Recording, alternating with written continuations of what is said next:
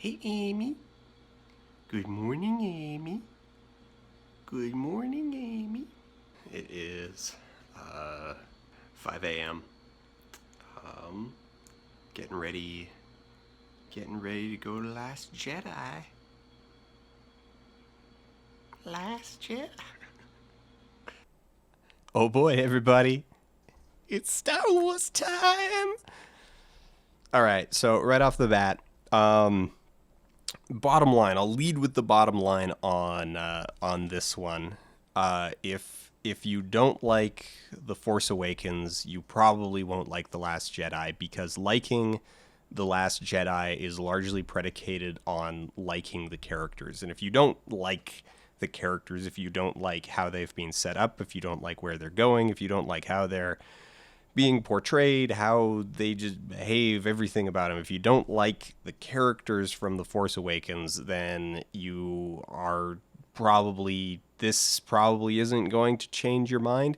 However, if you do like the characters, if you like the kind of adventures they get up to, if you like their dynamic with each other, then you are in for a ride. I liked this movie. A lot. It made me feel feelings in ways that it has been a while since a movie impacted me in ways that this one managed to, and I'll get into those later. But that right there's the bottom line. I really enjoyed the movie. I think it did a lot of great things.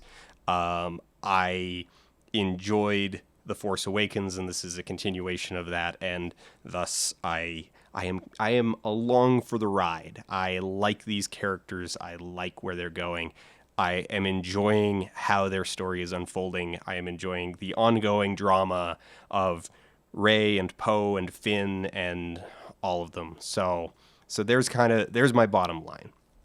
Now, from here on out, I'm going into my normal sort of style, which, if you're not familiar with it, my normal style, it's going to be wide open. We're going to be talking about spoilers. This is more of this is not so much a review as it is a debrief. If you haven't seen the movie and you don't wanna, this is, don't go watch it, then come back and we will discuss it together. So from here on out, it's not the spoiler zone. You're in the Porg Zone. Porg Zone. So off the top of my head, first thing, I continue to find Kylo Ren to be a very compelling antagonist. I think they've done a really good job of writing the character. I think Adam Driver continues to do a really good job of bringing him to life. I'm enjoying this villain that is basically just a rage-driven, insecure man-child. I think that fits very well into the narrative arc of Star Wars. I think it fits very well into the metaphysical conflict at the heart of the story's universe, and it creates a villain that's fun and interesting and believable in a way that that he makes mistakes, but rather than being plot holes, those are actual character mistakes. They are misjudgments that are made by a character who has very understandable motivations, and it allows you to set up dynamics. It allows you to set up scenes. It allows you to create conflicts in both directions, because there's a great moment in the middle of the film at the whole scene with Rey and Kylo Ren in Snoke's throne room. It is just this fantastically well-staged moment. And the conflict of the scene, the emotional energy of the scene hinges around the fact that Kylo Ren is driven largely by insecurity, and that insecurity flows both ways. That Rey sees it as basically the opportunity to bring him back. That insecurity means that there is still uncertainty. There is still a part of Kylo Ren that wants to be Ben Solo, that wants to be just a normal, happy person. But it also flows, the other direction, and it is a source of rage and resentment and anxiety, and that Snoke gloating about using that weakness in order to basically toy with Ren and get him to do things that Snoke wants him to do, ends up being Snoke's downfall. And just the evolution of that scene as it unfolds gets even better, because it's like it plays back and forth. It's like, oh, he's going to do what Snoke wants, but then he doesn't, and he kills Snoke instead. And so the tension jumps up. It's like, oh, well, has he been Zuko'd? Is he going over to Rey's side? Is the rest of this going to be Kylo Ren and Rey and Finn and Poe against, Hux and the First Order? Like, what's the next sort of evolution of this? But then once the smoke clears, once the adrenaline wears off, what was presented as Kylo Ren turning back to the light side is actually just a coup. As he, things clear, and he's like, wait, we now have this massive power vacuum that is mine if I want it. And he just goes in and grabs it, and has that moment of like, hey, Rey, you and me, we get each other. We do understand. We have made a connection. You see, you and me, we're both the same. We're both garbage. We should be working together to just, fix all of this. We have the power to fix everything. And it's a really good moment. It's a really good, well-crafted moment that's driven by some good character writing and some great acting on the part of the performers.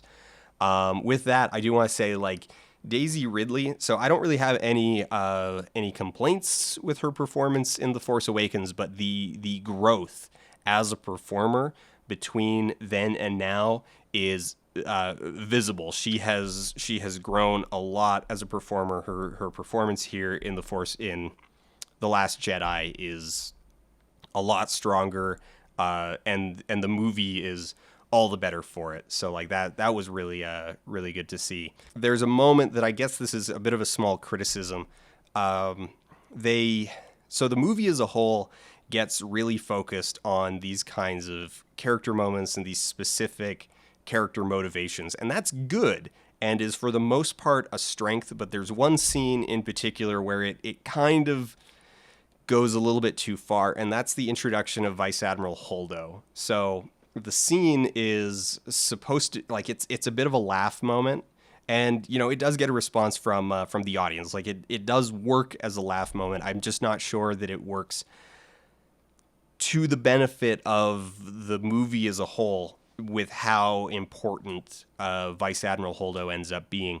So on script, on the page, it makes sense as being, bottled into Poe's sort of tunnel vision point of view, that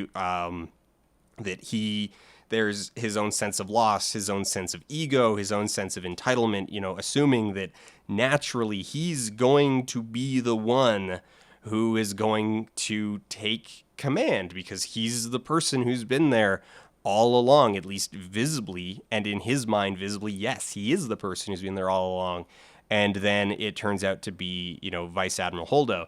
And so that deflating moment when they bring Holdo in is good, and it ends up being a good laugh moment for the audience.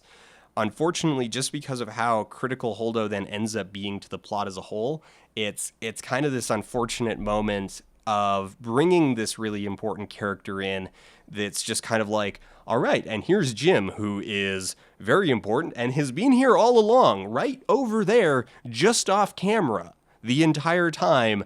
Everybody welcome Jim. So that's a little bit unfortunate. I think maybe it would have been better for the strength of the movie as a whole if Holdo had been actually introduced on her own terms a little bit earlier, but I mean, that it's kind of a minor thing. Like, it's like, okay, well, they're trying to really focus on this character moment, and that's good, and it does work as a laugh moment, but it kind of undercuts a secondary character a little bit. And it's like, okay, well, you know, where do you make those trade-offs? And it's like, no script is really going to nail it, especially not one with like this many characters. Like, you're going to end up making a few trade-offs like that. And so it's not the biggest complaint, but it is something that's there. Another thing that unfortunately detracted from the movie for me is it's hard to, you can't watch movies in a vacuum. Like, it's just literally impossible to watch movies in a true vacuum. And so for a lot of the movie, the knowledge that I have of, you know, Carrie Fisher passed away last fall, and this is the second of 3 movies. So what are they going to do with her character? So that was unfortunately a thing that was kind of looming over me for the entire movie. And there's the moment early on where she almost dies, and then spends much of the movie in critical condition. It's kind of, it's like, oh, is this how they're going to handle it? Is this how they're going to write her out? And then when she gets better, it's kind of, it continues to loom over the rest of the movie. Like, all right, is she going to die? Are they just going to write her out? How are they going to deal with the death of the actress? Because she can't be in the next movie. And I guess, they've decided they'll cross that bridge when they come to it. That they didn't go back and like restructure the ending of the film after her passing. They went ahead, all as planned, and I don't know. We'll see how it goes when the next movie comes out. We'll see how they deal with that. I guess another minor issue, the detour to the casino planet is something that feels kind of uneven. So like the drama on the casino planet and the drama back with the fleet are both appropriate within themselves, but having them run in parallel as linked as they are doesn't it's a little uneven. It takes a bit to kind of like sink into it, especially since they spend so much time leading up to that departure, leading up to the split, ramping up the jeopardy on the fleet side of things. You know, they just keep ratcheting up the stakes there, and then Rose and Finn take off for the casino planet, and it's just the time scale of those two scenarios really don't line up, and it takes a bit to kind of sink into it. And it's even to the point that after they leave, by the time they get to the casino planet, and it's when they're there that they kind of back up and go, oh, actually, the fleet can continue this slow motion chase for like 16 more hours. Like, no, we've got time. It's like we're basically out of time, and we've got no fuel left, but we've got enough fuel left to kind of actually keep going for like the rest of the day and a bit. And so that was kind of, it's like it took a bit to kind of sync those up, but not a huge issue. Next on my notes, so I have this note here. I've got this note here that just says, ramming the ship at light speed. So this moment, holy crap. So one of the downsides of the proliferation of CG heavy, big budget action blockbusters is that they all have started to sort of look and feel the same, because the action stuff is all made out of the same material. It's all made out of just, computer imagery, and it all it has the same texture, it has the same feel, and people are hitting the same beats. I mean, we've already started to joke about how every superhero is ultimately just battling a giant beam of light shooting up into the sky. That the imagery and the sound design and the color palette has all gotten very samey. And so to have this moment in this movie that was just legitimately breathtakingly beautiful, from the just micro timing of how it unfolds to the sound design to the visuals of it, like it took my breath away. And it has been years since a just action set piece in a movie has been that impressive to me. And so that was a wild moment. Holy crap. Like literally held my breath and had to just exhale once kind of the tension released. So congratulations to just everybody involved in bringing that cinematic morsel to life. Yeah. As a general rule, though, like in this movie, like as a general rule, like all of the action set pieces, almost all of them, like were tense. I found myself engaged in them. I found myself invested in the stakes. I understood the stakes. The jeopardy was clear. The character in the jeopardy was clear. And they managed to use action to tell story, not just plot, but character story very well. Poe's arc in this, his character moments in this are very much rooted in the action scenes, and in fact, his behavior in the action scenes is what kind of gets him into hot water in the first place. That ends up leading to him growing a little as a character, and then that ends up rolling over onto some other characters. So I think that's really, really just well crafted drama, action, and adventure there. So that's good. I really liked that stuff. There's some comedy that I suspect people are going to criticize. Like I can see it coming. I can feel it, that people are going to complain that a lot of the comedy is too silly. In particular, like the opening where Poe is dunking on Hux. And I'm going to say, no, I like it. I love it. I love watching Hux get dunked on by absolutely everyone. Because here's the thing. Hux is a space Nazi.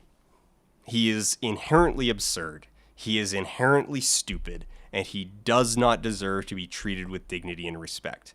I have an entire video on the visual propaganda of Nazis and how it has infected our language that we use, like the visual language that we use to sort of deal with these sort of subjects. And so I am glad to see I like seeing a movie that uses 90% of the visual language of Nazis and then just treats them like crap. Like, doesn't treat them as scary, dangerous, in control, but dunks on them and doesn't respect them. So I am happy that Hux gets dunked on by everyone. He does not deserve dignity or respect. There's a really silly line. So the final planet is the salt planet of Kryat, and the problem with a salt planet is a salt planet looks more or less identical to a snow planet, and there's even there's a bunch of animals that you see in the trailer, and you see, that you see running into a cave, and they're all made of crystals, but they also look like they're made of ice, because ice is crystals. So how do you communicate to the audience that this isn't snow, this is salt? Well, you have a character basically lick the ground and say, "Ugh, salt." It was a little it was I felt that one a little too much as a screenwriting fix, like that. It's like, okay, we have a problem, we need to solve it. Screw it, let's just have somebody say it. Um, Got a laugh from the audience though. People liked it, so all right, we'll take it. We'll take it. Okay, so a hanging bit of drama from the previous movie is Rey's parentage. Now, this is actually an interesting one, because I was mentioning this after The Force Awakens came out. This, like, okay, there's kind of this mystery of Rey's parentage is clearly kind of set up and left hanging as, important information, as this kind of like magical box that we're going to have to peer into in the future. And weirdly, a bunch of people were like, "What? No, I didn't. What? No, what? It's not a mystery." I'm like, what are you talking about?" And so I felt a little bit vindicated when this movie like explicitly centers it as a mystery. But then the answer to that mystery I loved just as much, because so I was hypothesizing back when it came out, that it's like, okay, the answer to this mystery is going to be one of two things.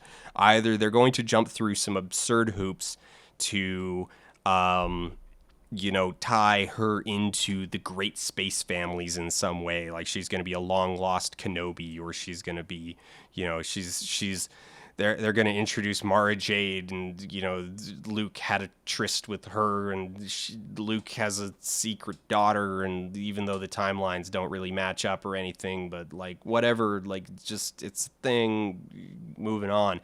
Like, that it was going to be something on that side, or it was going to be nobody. It wasn't going to be just another, like, here's Jim moment. Here's Jim. He's very important. He's been hanging out just off screen this whole time. It wasn't going to be a moment like that they were going to go explicitly nobody. And that's the decision that they made. And I'm glad they went with it, both because it vindicates my own preference in the solution to that mystery, but because it tells a better story, and it makes a change to Star Wars that I think is kind of sorely needed. Star Wars has a bit of this long-running flaw where it is always about this same, like, dozen people, and not just in a, like, story perspective, like, oh, well, of course it focuses on the same, like, dozen people, it's about them, but the galaxy, the literal fate of the galaxy, consistently, repeatedly revolves around this small cluster of people and, their immediate environs. It's not that other things are happening around them. It's like, no, they are the pivot point for everyone. And so I thought it's a really good sort of response to that, to then have Rey come in, and it's like, oh, well, how does she tie into that pivot point? And it's like, well, she kind of doesn't. She ties into it because she gets to know them. She falls a little bit into their gravity well, but she's not a long lost Kenobi. She's not a long lost Skywalker. She's the kid of some junk farmers. It's a disappointing answer, but it's an explicitly disappointing answer. It's not a disappointing story answer, it's a disappointing character answer. It is intentionally unfulfilling, and that's the point of it. The point of it is that it's not a happy, fulfilling, complicated, rich answer. It's just a little empty, and it's a little sad, and it's, but that's the emotion that it's meant to evoke, is that, you go into it and it's like, well, not everything is fulfilling. Some things just are disappointing, and disappointment is a tricky emotion for movies and video games and television. It's a tricky emotion to play with, because it is a very, very fine line to walk between something that evokes disappointment as a conscious emotion and something that's just unfulfilling as a story beat. So I think they managed to thread that needle really well. I really enjoyed how they unfolded, and this, of course, goes back to like Daisy Ridley's visible growth as a performer, that she really sells it. And Adam Driver, who plays off of her in the scene, like he sells it as well. Like just the two of them working back and forth with that beat is really, really good character moment there, and communicates that disappointment not just as character motivation, but also a bigger sort of metaphorical moment for a theme moment for the audience to grasp onto. One of the other I guess the last thing here that I'll sort of wrap up with, I really appreciate a lot of the small details. So back in the original Star Wars, there's a cut scene. There's a scene that was cut from the film where during the space battle over Tatooine at the beginning of the film, it actually goes down to Luke's perspective as he's like making the rounds out on the farm, and he looks up and he sees the battle from down on the planet. He sees it up in the sky. And that scene, for pacing reasons and a couple others, it was cut from the film. So I'm glad to see that both The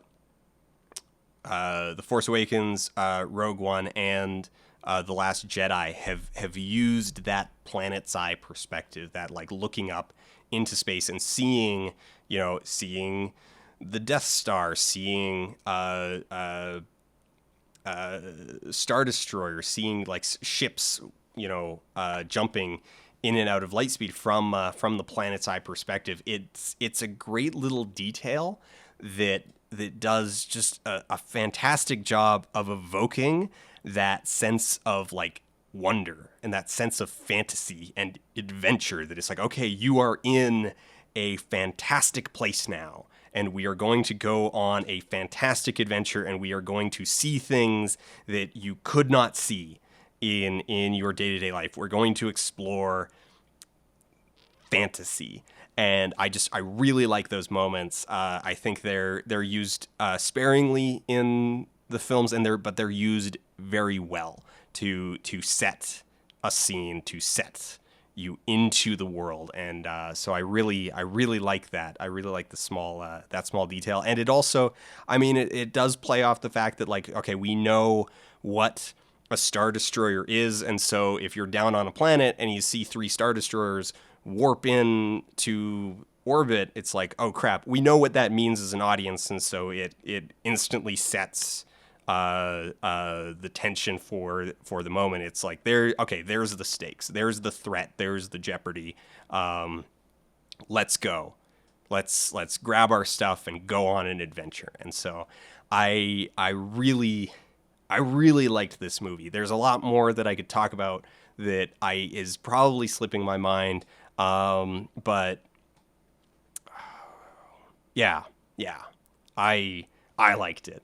So what did you think? Doesn't matter. I liked it. I honestly don't. I don't care if you hated this movie. I really don't. It made me happy. Hey, Amy, you kind of look like a porg.